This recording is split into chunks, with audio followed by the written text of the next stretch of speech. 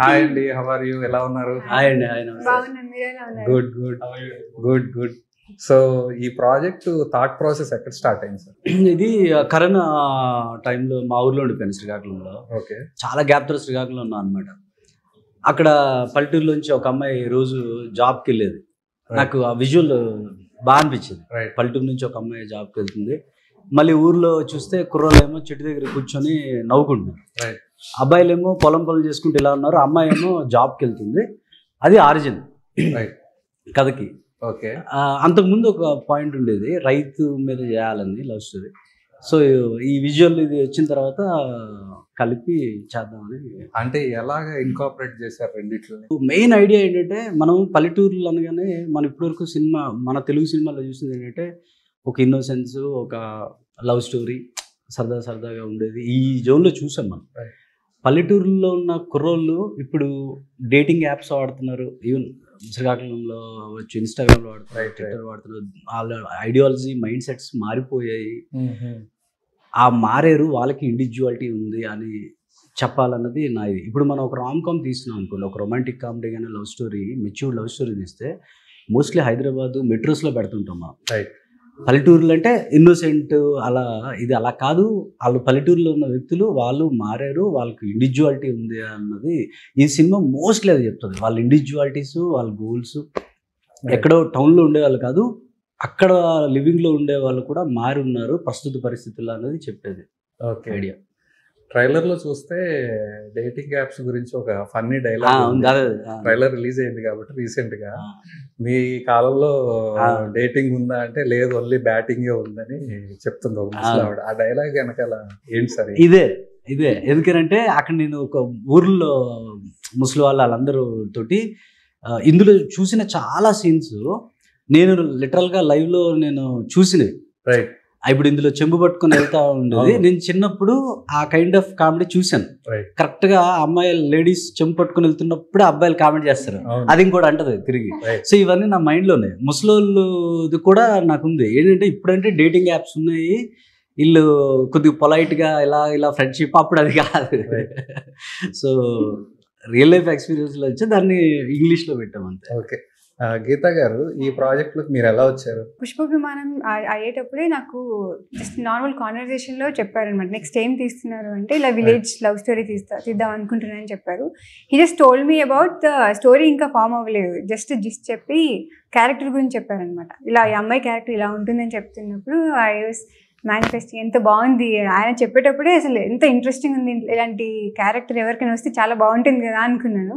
కానీ నేను అడగలేకపోయాను ఆయన్ని, ఎందుకంటే నేను అడిగితే బాగోదు కదా, he won't say no but it won't be good, నేను అడగడం బాగోదని నేను అడగలేదు. సో అలా ట్రావెల్ అవుతున్న కొద్దీ when ever I got a chance to talk with him, he use to tell me ఇలా రాస్తున్నాను అని చెప్పారనమాట. సో ఆడిషన్స్ ఇలా అమ్మాయిని చూస్తున్నాను అని కూడా చెప్పారు. ఆడిషన్ కాల్ పెట్టారు ఇన్స్టాగ్రామ్లో. అప్పుడు కూడా ఐ కాంటాక్టెడ్ అనమాట, ఏమవుతుంది అని అడిగితే ఇలా ఆడిషన్స్ అమ్మాయిని చూస్తున్నాను, ఈ రెఫరెన్స్గా కొందరు పిక్చర్స్ కూడా పంపించారు నాకు ఇన్స్టాగ్రామ్లో, ఇలాంటి అమ్మాయిని చూస్తున్నాను అని. అయితే ఓకే, నన్ను అయితే అడగట్లేదు అనుకున్నా మనసులో. అయితే ఓకే అనుకున్నాను. Then I asked one fine day, నేను ఆడిషన్ చేయొచ్చు అని అడిగాను అనమాట. అడిగితే ఓకే, నేను ఒకటి సీన్ లాంటి పంపిస్తాను, నాట్ ఏ సీన్ బట్ ఒక సినిమాలో ఉండదు, పెట్టాను. ఒకసారి నువ్వు ఫోన్ లో రికార్డ్ చేసిన పంపించు. ఒక అద్భుతమైన టెస్టింగ్ లా సీన్ పంపించా. ఏంటంటే అందులో ఏముండదు, జస్ట్ వీధిలో వంకాయలు అమ్ముకునేవాడు వంకాయలు వెళ్ళిపోతే నువ్వు బయటకు వచ్చి ఆడ నాపి, నువ్వు అనుకునే ప్రైస్ కి ఆడ దగ్గర నువ్వు వంకాయలు కొనాలి. నువ్వు ఇది ఎలా చేస్తావు చెయ్యి, ఏదైనా ఇది పుచ్చిపోయిన వంకాయ ఇలా ఇసిరేస్తూ ఉంటారు కదా, ఎంతకి ఇస్తావు చెప్పు, ఇలా ఆడవాళ్ళు ఉంటుంది కదా, ఆ కైండ్ ఆఫ్ సీన్ ఇచ్చి చేయమన్నారు. అప్పుడు ఆడిషన్ వీడియో పంపించాను. అసలు తీసుకోలేదు, అంత చాలా టైం వేస్ట్ మొత్తం చేసేసి. అప్పుడు ఏం చేసిందంటే, తనకి ఇంకా తెలియదు కదా, అది చూసి సెట్ అవ్వదని అనుకున్నాను నేను. అలా ఉండింది. తర్వాత మళ్ళీ నేను వచ్చి ఆడిషన్ చేస్తానండి. అప్పుడు సినిమాలో ఉన్న ఒక సీన్ ఆల్రెడీ నేను సెలెక్ట్ చేసిన ఇంకో అబ్బాయితో కలిపి చేశాను.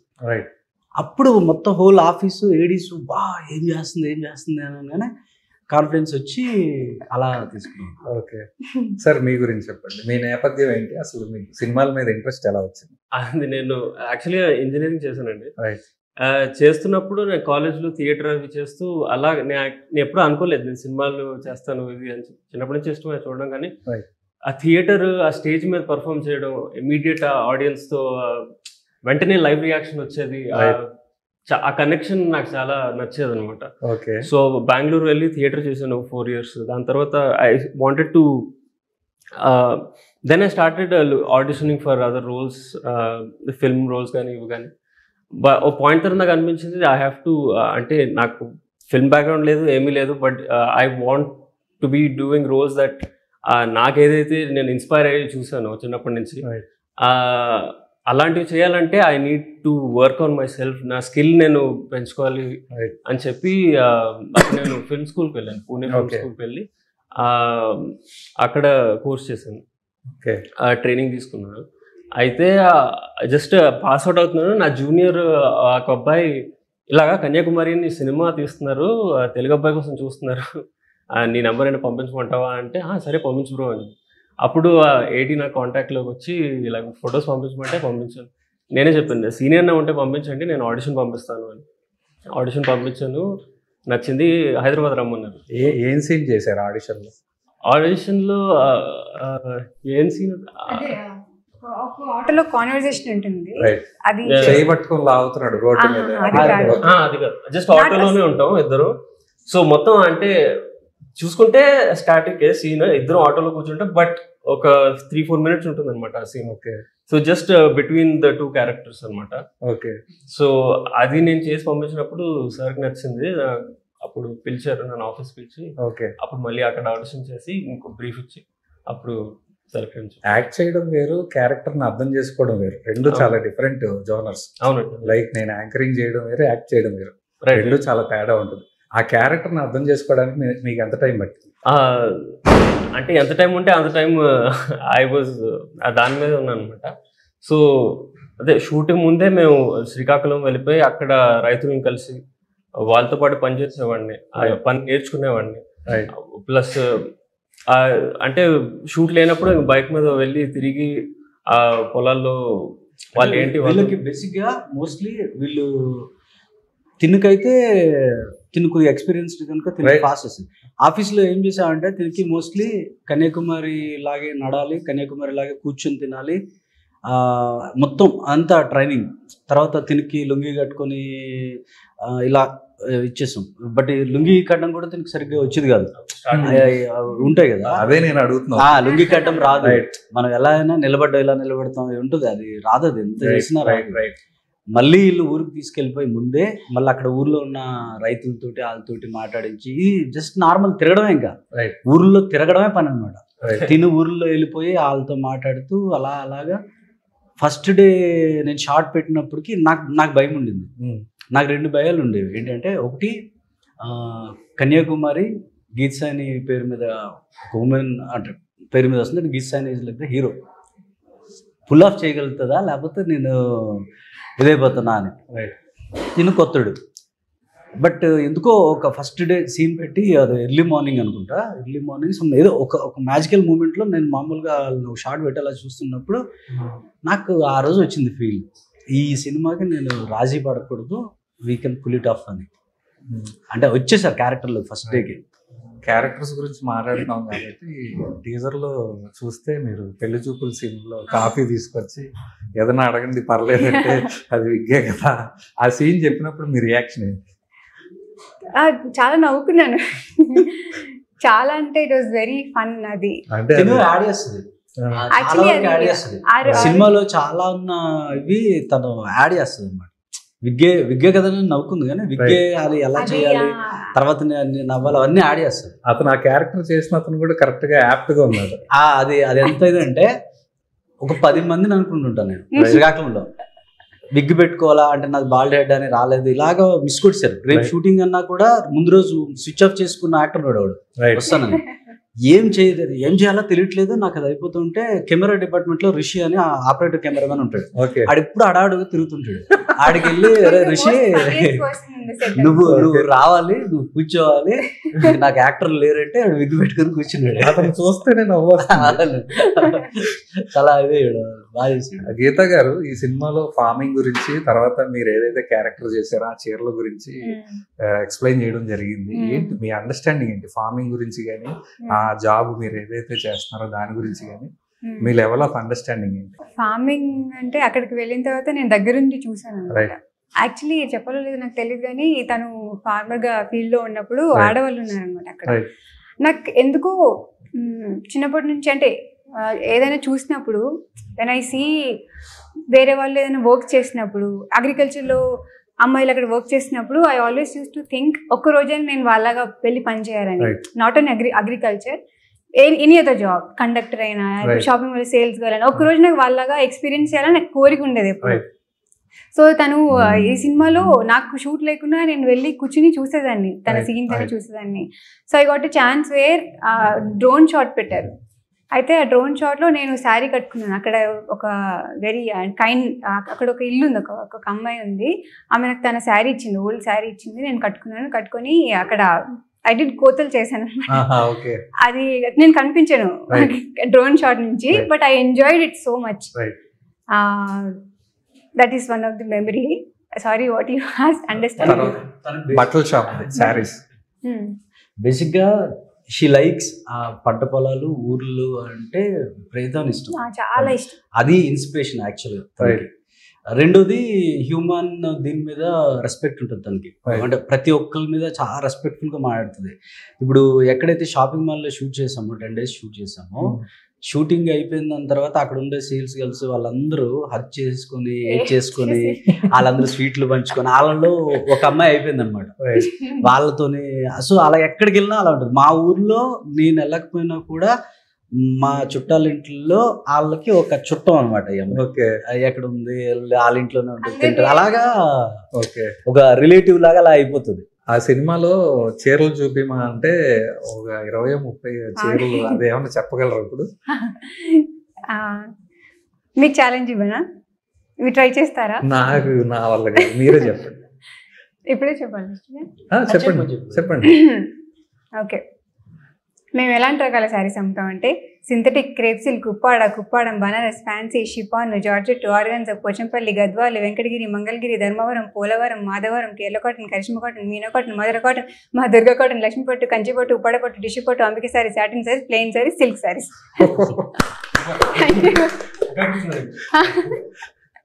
మామూలుగా లేదు. ఎలా హోంవర్క్ చేశారు ఈ క్యారెక్టర్ గురించి? నేను చెప్తాను. ఏంటంటే చీరలు అదే చెప్పాను, ప్రాక్టీస్ చేయాలి. సేల్స్ గర్ల్స్ అందరి దగ్గరికి వెళ్ళి ఊరకి నేను చెప్పాను, ఏ రకాల చీరలు ఉంటే రాసుకుని రా అన్న. నేను వేరే షూటింగ్ చేసుకున్నాను. ఈ అమ్మాయి రాసి పేర్లు రాస్తూ నాకు సైడ్ నుంచి వినిపిస్తుంది, సింథటిక్, గుప్పాడ ఎలా చెప్తుంది. నాకు అది సౌండింగ్ బాగా అనిపించింది. ఒకసారి రా చెప్పు అంటే బేసిక్గా ఫాస్ట్ మాట్లాడుతుంది. అలా ఫాస్ట్గా మాట్లాడుతూ చెప్తుంది నాకు, ఇది బాగుంది, ఇది అటెస్ట్ స్ట్రెచ్ పెడితే బాగుంటుంది, ఆ పేర్లన్నీ రాసేసి ప్రాక్టీస్ అయ్యి షార్ట్ పెడతా ఉన్నాను. సో అలాగా ప్రాక్టీస్ చేస్తుంది. కరెక్ట్ రిథమ్ లో వచ్చేలాగా నేను కొంచెం పైకి కిందికి చేసుకొని, సో అలా గుర్తుంది. తిరిగి ఒక 3-4 pages డైలాగ్ అయినా 10 minutes ముందు ఇచ్చేయచ్చు చెప్పేస్తుంది. ఒక సీన్ నేను 3-4 pages ఉంటుందా మోనోలా, ఫుల్ మోనోలా ఉంటుంది. 4 minutes, like junior NTR. 4 minutes ఏడుపు కూడా కాదు, ఏడుపు ఆపుతూ సింగిల్ షాట్ అలా. కెమెరాలు పెట్టేసిన తర్వాత, నేను షార్ట్ పొజిషన్ పెట్టేసిన తర్వాత ఒకసారి పక్కకు రా అని చెప్పి ఆ డైలాగులన్నీ ఇచ్చాను.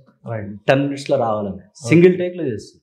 టైటిల్ జస్టిఫికేషన్ ఏంటి సార్? ఆ లోగో బటర్ఫ్లై చేశారు, ఆ వరి పంటలకి సంబంధించి వరి కంకి. అంటే నా ఉద్దేశం ఏంటంటే తిరుపతి అనేవాడు భూమి లాంటాడు, రైతు, పంట పొలం అనమాట. ఈ పంట పొలాల్లో బటర్ఫ్లైస్ ఎక్కువ ఉంటాయి. కన్యాకుమారి అనే అమ్మాయి ఆ పంట పొలాల్లో తిరిగే బటర్ఫ్లై లాంటిది అనేది నా ఐడియా అనమాట. అందుకు నేను దాన్ని, and it's all about Kanyakumari life transformation and life journey అనమాట. సో నాకు దీన్ని బటర్ఫ్లై రూపంలో వేయాలి అని ఐడియా వచ్చింది. అంతేనా? ఓకే. తర్వాత మీ క్యారెక్టర్ విషయానికి వస్తే ఇన్స్పిరేషన్ ఎవరు అసలు మీరు యాక్టింగ్ చేయడానికి కానీ యాక్టింగ్ లోకి రావడానికి? Actor as an actor inspiration character character కి యాక్టింగ్ సో ఇంట్రెస్ట్. క్యారెక్టర్ కి ఫస్ట్ ఆయన నాకు చెప్పినప్పుడు ఎవరిని ఇమాజిన్ చేసుకోవాలో తెలియట్లేదు, బికాస్ ఇలాంటి రోల్ నేను ఎప్పుడు చూసినట్టు నాకు గుర్తులేదు మన తెలుగు సినిమాస్ లో. నేను చూసిన సినిమాస్ లో మేబీ ఉన్నాయేమో, కానీ నేను చూసిన దాంట్లో ఎప్పుడు చూసినట్టు నాకు గుర్తులేదు. సో నేను సార్ని అడిగాను, జస్ట్ అట్లీస్ట్ రెఫరెన్స్ నాకు ఎవరైనా చెప్పండి అన్నప్పుడు దసరా బుల్లోడ్ సినిమాలో వాణిశ్రమ్మ గారి క్యారెక్టర్ అలా ఉండదు, కానీ క్లోజర్ యూ కెన్ సీ, అంటే కొంచెం క్లోజర్గా ఉంటుంది, కొంచెం సిమిలర్ లైన్స్లో ఉంటుంది. ఒకసారి చూడు అన్నప్పుడు నేను దసరా బుల్లోడ్ మూవీ చూసాను, వాణిశ్రమ్మ గారి క్యారెక్టర్ చూసాను. అప్పుడు నాకు కొంచెం ఇదేంటి ఓకే సిమిలర్ లైన్స్లో ఉంటుందని కొంచెం ఐడియా వచ్చింది అనమాట. సో ఇన్స్పిరేషన్ అంటే కొంచెం అండర్స్టాండ్ కన్యాకుమారి ఒక విలేజ్ గర్ల్. వాణిశ్రమ్మ గారు కూడా మేజర్ బ్రీఫ్ ఏంటంటే తనకి షూటింగ్ స్టార్ట్ చేయకముందు అన్ని పాత సినిమాలో చూడమన్నా. రైట్. వాణిశ్రీ గారివి, అక్కినేని నాగేశ్వరరావు గారివి బాడీ లాంగ్వేజ్ తో పాటు డైలాగ్ పాజ్ వాళ్ళు ఎక్కడిస్తారు, దేన్ని లాపుతారు, ఇవన్నీ చూడాలి నువ్వు అని షీ డిడ్. అవి చూసి బాగా వాణిశ్రీ గారి ఇష్టం, శ్రీదేవి గారి ఇష్టం. అలా ఇన్స్పిరేషన్ అంటే వీళ్ళందరూ నాకు. మొన్న ప్రెస్ మీట్ లో బంగారం కూడా తాకట్టు పెట్టి టీజర్ అది కట్ చేశాను, ప్రెస్ మీట్ పెట్టాను అని ఎమోషనల్ అయ్యారు. ఏంటి సార్ ఆ జర్నీ గురించి చెప్పండి కొంచెం. ఇప్పుడు అంటే ఫస్ట్ ఆఫ్ ఆల్ నాకు పుష్పక విమానం అయిపోయిన తర్వాత నాకు కొద్దిగా ప్రొడ్యూసర్స్ ఉన్నారు, నాకు ఫిల్మ్ తీయడానికి ఉన్నారు. మోర్ నోన్ యాక్టర్స్తో వెళ్ళొచ్చు, కమర్షియల్ బడ్జెట్ ఉంది. నేను చెప్పాను కదా కరోనాలో నేను ఈ కథ మీదకి వెళ్ళిపోయింది. మనసేమో చిన్న కథ చేయాలి అని అనిపిస్తుంది. నోటెడ్ యాక్టర్స్ దీనిలోకి రాలేరు, ఆ కథ చేయలేరు. రెండు, ఈ కథనేమో 1.5 year చేయాలి, ఆ స్ట్రెచ్లో తీయాలి.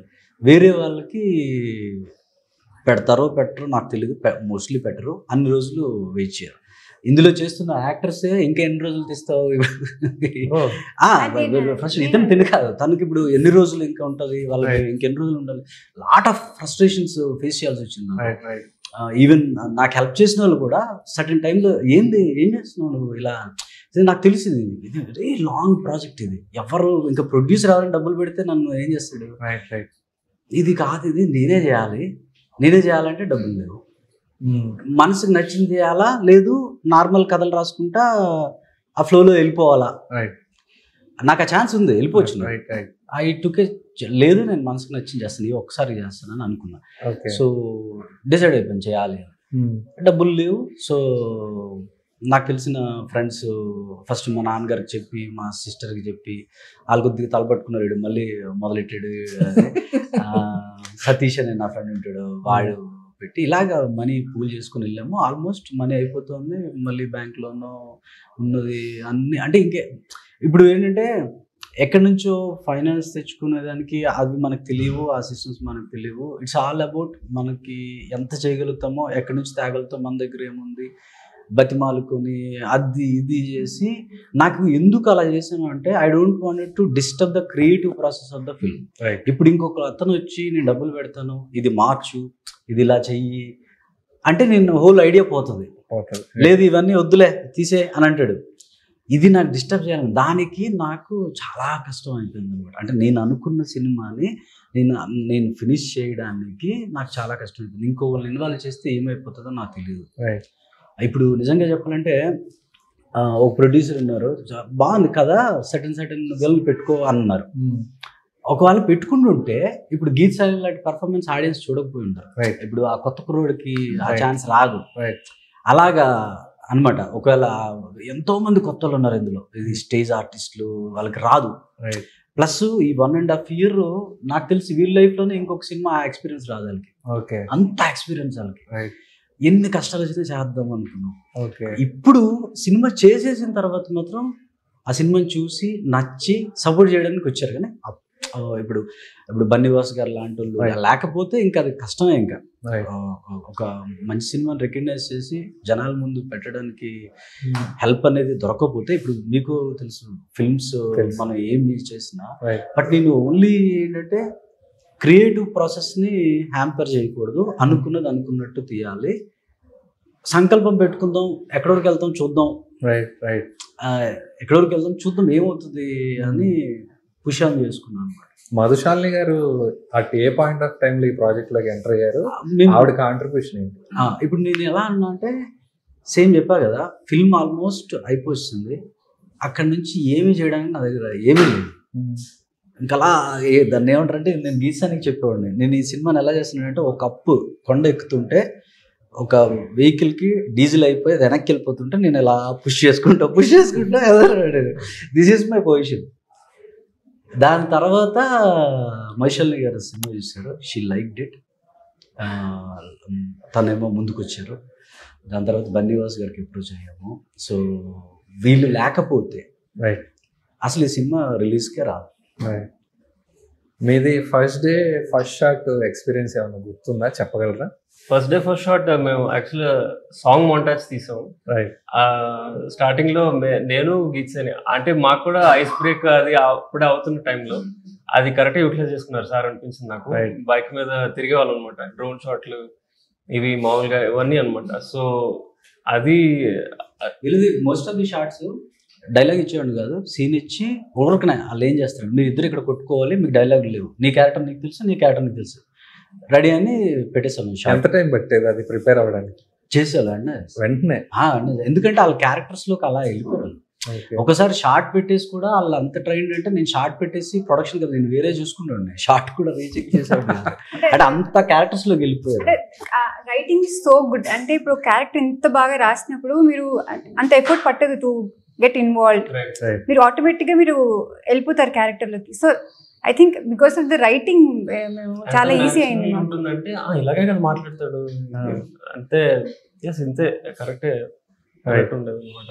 మీరేమన్నా సినిమాలు చూడడం, పర్సన్స్ కలవడం అలాగేమన్నా చేశారా ఈ క్యారెక్టర్ కోసం? లేదా ఈ క్యారెక్టర్ కోసం నేను రియల్ పీపుల్ని అబ్జర్వ్ చేసి, ప్లస్ నాకు ఏదైతే అనిపించింది స్క్రిప్ట్ నుంచి, స్క్రిప్ట్ నాకు చాలా కలర్ఫుల్ గా చాలా లైవ్లీగా అనిపించింది. ఆ డైలాగ్ కానీ ఫస్ట్ ఆడిషన్ చూసినప్పుడే ఎవరిది ఇంత న్యాచురల్ గా ఉంది, ఇంత లైవ్లీగా ఉంది సీన్ అనేది. సో దాని నుంచి ఒక ఆల్రెడీ క్యారెక్టర్ వచ్చింది, ప్లస్ నేను అబ్జర్వ్ చేసిన రైతులు వాళ్ళు ఇది కలిపి నేను ఇప్పటికే ట్రైలర్ టీజర్ రిలీజ్ అయినాయి, ఎలా ఉంది రెస్పాన్స్ ఫ్యామిలీ నుంచి కానీ ఇండస్ట్రీ సైడ్ నుంచి? ఫ్యామిలీ అయితే చాలా హ్యాపీ ఉంది, they are very excited to watch. Industry నుంచి కూడా చాలా కామెంట్స్ అంటే మెసేజెస్ అన్నీ వస్తున్నాయి అనమాట, ఇన్స్టాగ్రామ్లో, యూట్యూబ్లో. యాక్చువల్లీ నాకు ఒక సెక్షన్ ఆఫ్ ఆడియన్స్ ఉన్నారు who been waiting for very long అనమాట. వాళ్ళు ఎప్పుడు నాకు మెసేజ్ చేస్తూనే ఉన్నారు, ఇంకెప్పుడు రిలీజ్ అని. They are very happy, finally వస్తుంది, ఇంకా చూసేస్తామన్న ఫీలింగ్లో ఉన్నారు అనమాట. ఈ కన్యాకుమారి టీజర్ ట్రైలర్ చూసిన తర్వాత ఏ క్యారెక్టర్ అయినా పుల్ ఆఫ్ చేయగలరని అనిపిస్తుంది నాకైతే. ఫ్యూచర్ లో ఎలాంటి క్యారెక్టర్స్ చేద్దాం అనుకుంటున్నారు, మీ డ్రీమ్స్ ఏంటి? యాక్చువల్లీ నాకు ఐ వాజ్ థింకింగ్, ఇప్పుడు కన్యాకుమారి బాగా చేశారని అంటున్నారు అందరూ, బట్ నాకు I think Kanyakumari is like ఒక క్లాస్ అనుకోండి. నేను ఎలా చూస్తున్నానంటే, ఒక క్యారెక్టర్ ఇప్పుడు యూకేజీ, ఇప్పుడు ఎల్కేజీ పుష్ప విమానం, యూకేజీ నాకు కన్యాకుమారి క్యారెక్టర్, ఇది నేను బాగా చేశాను.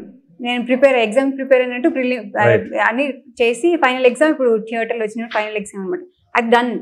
నేను ఇప్పుడు నెక్స్ట్ క్లాస్కి వెళ్ళాలి, నెక్స్ట్ క్యారెక్టర్, అది నేను మళ్ళీ చదువుకోవాలని అగైన్. ఐ డోంట్ నో, ఇప్పుడు మీరు అన్ని క్యారెక్టర్స్ చేయగలుగుతారని మీరు అంటున్నారు, కానీ ఐ డోంట్ థింక్ సో. నేను వేరే అంటే అన్ని క్యారెక్టర్స్ డిఫరెంట్గా ఉంటాయి కాబట్టి నేను మళ్ళీ అగైన్ చదవాలి, మళ్ళీ యూనిట్ టెస్ట్స్కి చదవాలి, క్వార్టర్లీ చదవాలి, మళ్ళీ ఫైనల్ ఎగ్జామ్ రాయాలి. సో అదనమాట. సో ఫైనల్ గా ఈ సినిమా టైటిల్ కింద క్యాప్షన్ చూస్తే అండ్ ఆర్గానిక్ ప్రేమ కథ అని ఉంది, మీ అండర్స్టాండింగ్ ఏంటి దాని గురించి? మీరు లాస్ట్ టైం అడగాలి కదండి. అవును, actually organic there are actually multiple ఇది ఉన్నాయి. నా అండర్స్టాండింగ్ ఏంటంటే, బికాస్ ఇప్పుడు ఆ క్యారెక్టర్స్ అయినా చాలా ఆర్గానిక్గా ఉన్నాయి అనమాట. ఆర్గానిక్ అంటే ప్యూర్ అని అనొచ్చు, లేకపోతే లిటరల్గా మీనింగ్ తీసుకుంటే. సో సిచ్యువేషన్స్ కూడా ఇప్పుడు ఆ కన్యాకుమారి వాట్ షీస్ ఫేసింగ్ అన్నది, ఇతనేం ఫేస్ చేస్తున్నాడు, ఆ సిచ్యువేషన్స్ చాలా ఇప్పుడు రియల్ లైఫ్లో మనకి ఎలా సిచ్యువేషన్స్ వచ్చేస్తాయో అలా చాలా ఆర్గానిక్గా అయిపోతాయి అనమాట. ఒక ఫ్లోగా అయిపోతుంది, ఏదో పెట్టి ఏదో చేసినట్టు కాదు, న్యాచురల్ ఫ్లోలో ఉంటుంది. ఇట్స్ వెరీ ఆర్గానిక్గా అయిపోతుంది అనమాట, very natural process. And also మళ్ళీ రైతు, ఇంకొక రీజన్, రైతు ఆర్గానిక్ అంటే మనం మాకు ఫీల్ ఉంటుంది కదా, ఇప్పుడు అన్ని ఆర్గానిక్ అని వస్తున్నాయి బయట, ఆర్గానిక్ వెజిటబుల్స్, ఆర్గానిక్ ఫ్రూట్స్ అంటే వీఆర్ షోయింగ్ మోర్ ఇంట్రెస్ట్ కదా. Now this is about agriculture, pure love story అనడానికి organic love story. Sir 27th ఈ సినిమా రిలీజ్ అవబోతుంది. థియేటర్స్కి ఆడియన్స్ ఈ సినిమా వచ్చి చూడాలంటే ఎందుకు చూడాలి? చూడాలి అని ఎందుకు చూడాలి అన్నది నేను చెప్పలేను.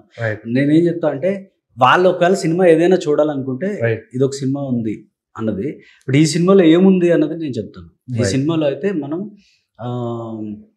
చాలా రోజుల తర్వాత న్యాచురల్గా ఫన్నీగా ఒక రైట్ ఎమోషన్స్ తోటి ఈవెన్ ఈ సినిమాలో ఇదేంటంటే నవ్వు ఎక్కువ నవ్వుతారు, బాధ ఎక్కువ బాధపడతారు. బ్యాలెన్స్డ్ ఉంటాయి, రెండు ఉంటాయి. ఒక లైవ్ ఇది ఉంటుంది అన్నమాట ఫిల్మ్లో. ఎక్స్ట్రాడినరీ కన్వర్జేషన్స్ ఉంటాయి. మనం మాట్లాడే తీరు, మన నార్మల్గా మాట్లాడే తీరు అదంతా ఉంటుంది. ఆ థియేటర్కల్గా ఊరు, పంట పొలాలు, ఒక నేచర్తో పాటు ఎక్స్ట్రాడినరీ క్యారెక్టర్స్తో ఒక కైండ్ ఆఫ్ ఒక ఎక్స్పీరియన్స్ వస్తుంది. చాలా రోజుల తర్వాత థియేటర్లో, పల్లెటూరులో మనం చూసిన ఫీలింగ్ అయితే వస్తుంది అనమాట. అది కావాలంటే వెళ్ళొచ్చు. Okay, all the best. Thank you.